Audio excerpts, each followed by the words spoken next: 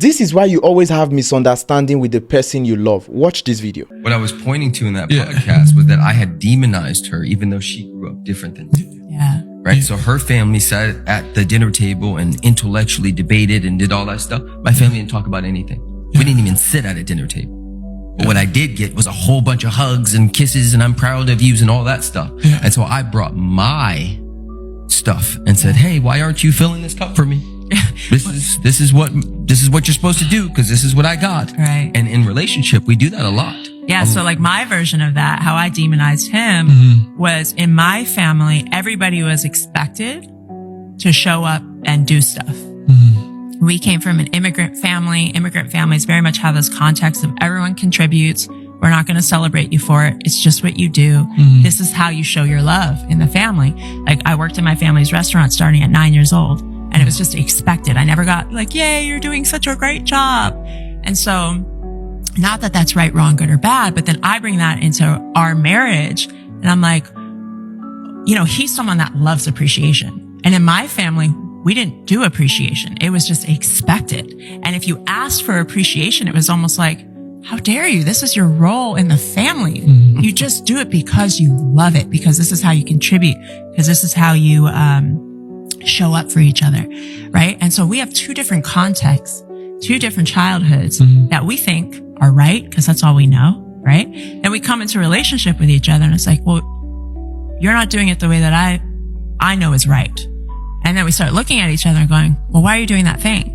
And so I have my version of that for him. He had his version of that for me. And then we're missing each other because we're not creating our own version together.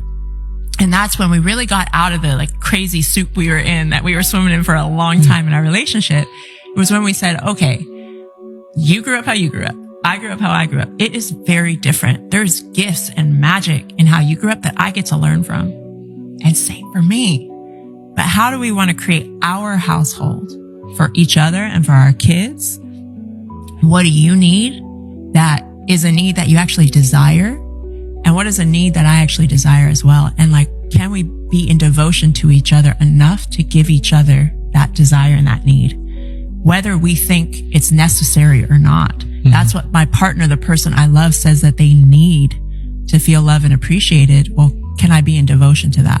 And both of us had to like lean back on our own righteousness a little bit to find out like, well, actually, I haven't been giving you the grace of that. I haven't been gifting you that.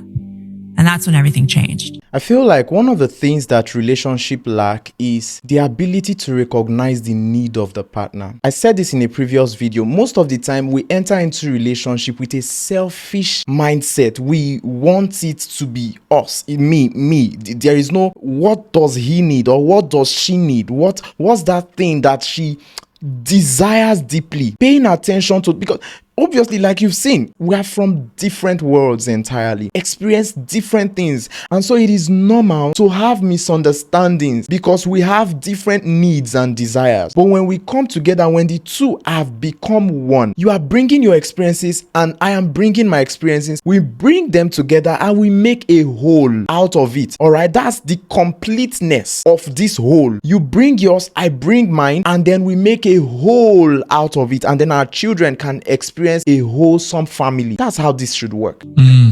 So you guys, this is so interesting because that dynamic happens so much. So much. And I actually relate more with you when it's like, this is your job, your duty. Yeah. But it can happen vice versa, male, female, it doesn't matter. Yes.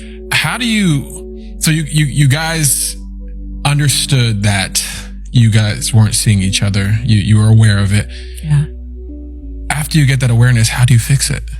Like how is it when it happens, you give each other space? Is there like a safe word when you start to argue?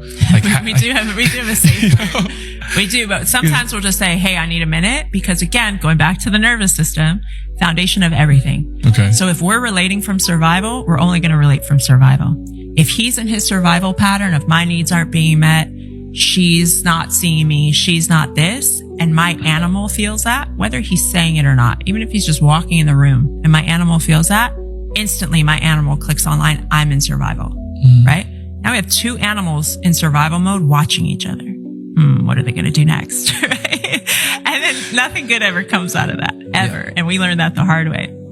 The deeper we got into nervous system work, the deeper we realized how dysregulated we were when we were coming to talk to each other most of the time.